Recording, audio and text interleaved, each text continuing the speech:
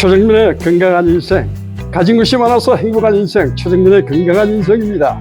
오늘도 구독자님들의 건강과 행복을 기원하며 방송을 준비했습니다. 오늘은 갱년기로 인한 호르몬의 변화, 그리고 긴 세월 쌓인 혈관의 노폐물, 또한 살아온 시간만큼이나 쌓여온 각종 스트레스로 인한 어지럼증, 이 어지럼증, 신용노들이 지금 잘 걸리고 있는 어지럼증의 5대 원인을 정리를 하고 거기에 대한 대책을 강구를 했습니다. 영상 끝까지 시청해 주시고 건강 가득 기쁨 가득 받아가시기 바랍니다. 신중년인 주변 친구들을 살펴보면 생각보다 많은 사람들이 어지럼증을 호소하고 있습니다. 버스를 승차하기 위해서 승차를 하는 과정에 어지럼증으로 쓰러지기도 하고 길 가다가 쓰러지기도 하는 어지럼증을 경험을 하고 있습니다. 그래서 준비를 했습니다. 어지럼증으로 인해서 옆에서 누군가가 보호자와 같은 친한 사람이 없을 경우에는 그야말로 길바닥에 쓰러져서 큰일이라도 당하면 큰 낭패를 얻게 되겠습니다.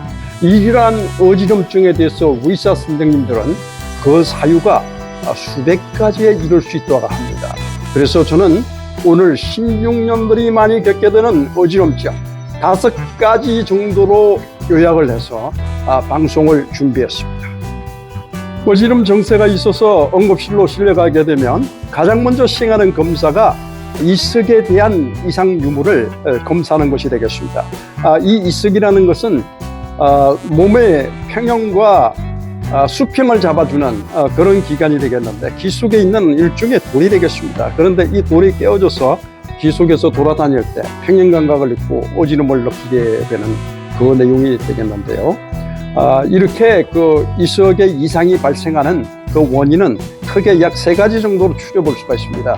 첫째, 갱년기 호르몬의 변화로 인해서 칼슘 성분이 몸 밖으로 빠져나감으로 인해서 이 칼슘 덩어리로 구성되어 있는 이 이석의 기능이 약해졌다. 즉 이석이 분쇄돼서 깨어져서 이석이 떨어져 나가는 그런 원인으로 어지럼증이 발생할 수가 있고, 또 하나는 혈액순환 장애로 이석 부근에서 이 칼슘 성분이 떨어져 나갈 수가 있고, 또 하나는 스트레스가 쌓여서 그 스트레스로 인해서 이 이석 증세가 더욱더 강화될 수 있다는 그런 요인 설명이 되겠습니다. 그래서 이런 이석 증세가 검사 결과 명확하게 밝혀지게 되면 치료하는 방법은 의사 선생님들이 이석 치환술을 이용해서 이석을 본래의 자리로 되돌리는 그런 이석 치환술을 통해서 해결을 하는데, 문제는 여기 있습니다. 원인 행위, 칼슘이 떨어진다든지 혈액순환이 안 되든지 하는 이런 원인 행위가 해결되지 않으면 계속해서 재발될 확률이 높다는 것이 바로 이 이석에 의한 어지럼 증세가 되겠습니다.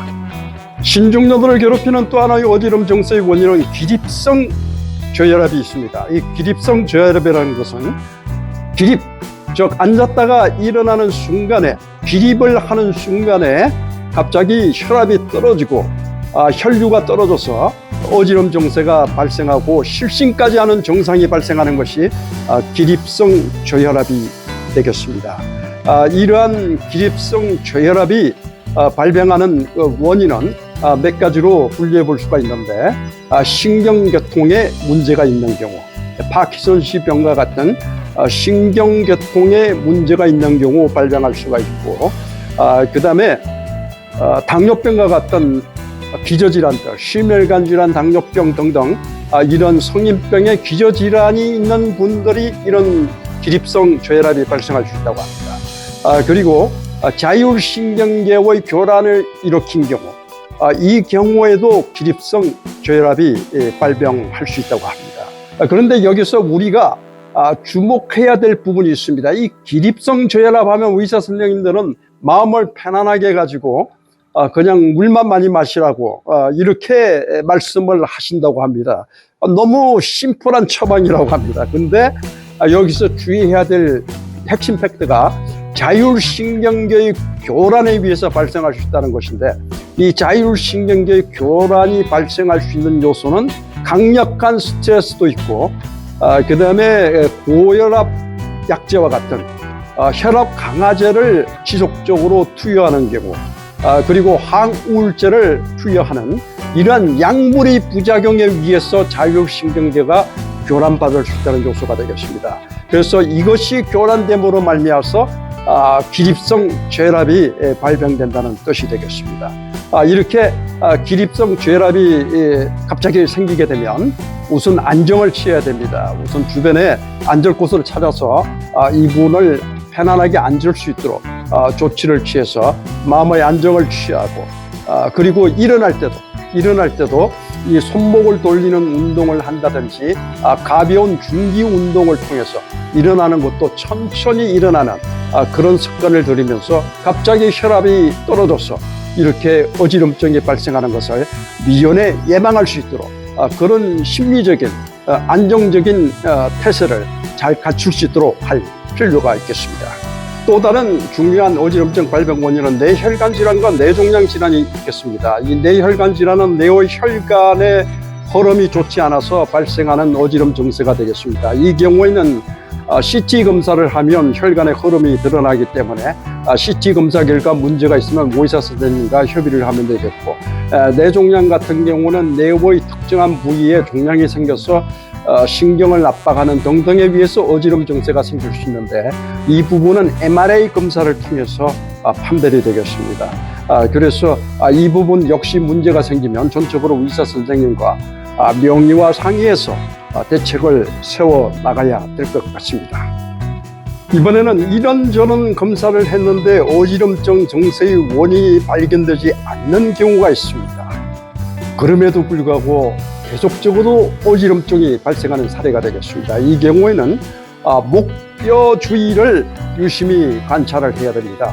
목뼈 주위에는 여러 신경계통, 어지럼증을 일으킬 수 있는 신경계통에 어떤 압박이 가해질 수가 있어서 이 압박에 의해서 어지럼증이 발생할 수가 있는데요. 이 목뼈에 이상이 생기는 경우, 목뼈와 얼굴 부분에 그 이상적인 비대칭 현상, 이런 등등에 의해서 문제가 생길 수가 있습니다. 이 경우에는 목뼈 주변 부위에 영상 촬영을 하면 문제점이 드러납니다.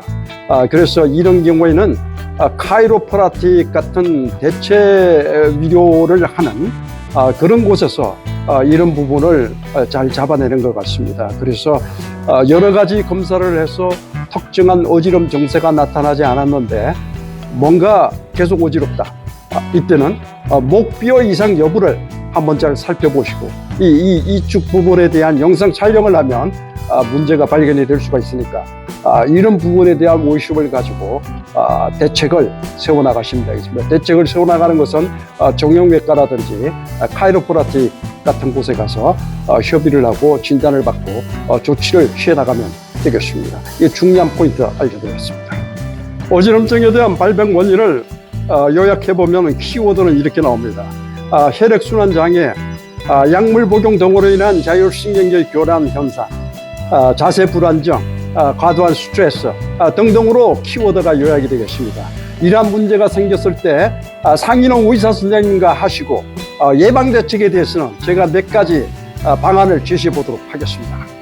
예방대책의 첫 번째 제안입니다. 항토길 맨발 걷기, 돈 안 들이고 할 수 있는 항토길 맨발 걷기를 통해서 혈액순환을 개선하고 그리고 스트레스 완화와 충분한 수면을 취할 수 있는 그런 운동을 해보시기 바랍니다. 이제 따뜻한 봄날이 오면 열심히 항토길 맨발 걷기를 해보시기 바랍니다. 거의 만병통치약처럼 많은 간증들이 올라오고 있습니다. 이 굉장히 중요한 팬트가 되겠습니다. 이 항토길 맨발 걷기를 통해서 성인병 예방과 체질 개선을 통해서 우선 자기 몸을 잘 챙길 수 있는 그런 준비 상태가 필요한 것 같습니다. 그리고 두 번째는 갱년기로 인해서 호르몬 변화가 발생하다 보니까 칼슘 성분이 많이 빠져나갑니다. 그래서 의식적으로 칼슘을 섭취할 수 있는 식품을 잘 선별해서 칼슘 섭취가 필요해 봅니다. 우유라든지 유제품이라든지 깻잎이라든지 시금치, 참치, 연어, 새우 등등 칼슘이 많은 이런 식품들을, 천연식품들을 섭취하시고 올리브유와 함께함으로써 체내 흡수율을 극대화할 수 있는 방법을 찾아보시기 바랍니다. 올리브유의 섭취는 불포화 지방산이 풍부해서 혈류 개선에도 큰 도움을 들을 수가 있습니다. 그리고 무엇보다도 신중년이 돼서 여러 가지 약물을 복용하는 경우가 많은데 이 약물 부작용 굉장히 심각하게 생각해야 됩니다. 자율신경계 교란을 일으켜서 어지럼증을 발생시켜야 되는데 이 노년내과 전문의라든지 양심적인 의사를 주치의로 모시고 이분들의 코칭을 받아가면서 이러한 약물을 줄여나감으로써 약물 복용을 줄여나가면서 약물 부작용이 극소화될 수 있도록 할 수 있는 노력도 굉장히 중요해 보입니다. 마지막으로 팁 하나 더 드리겠습니다. 천마라는 식품에 관심을 가져보시기 바랍니다. YTN 금년 1월 YTN에 보도된 내용인데요.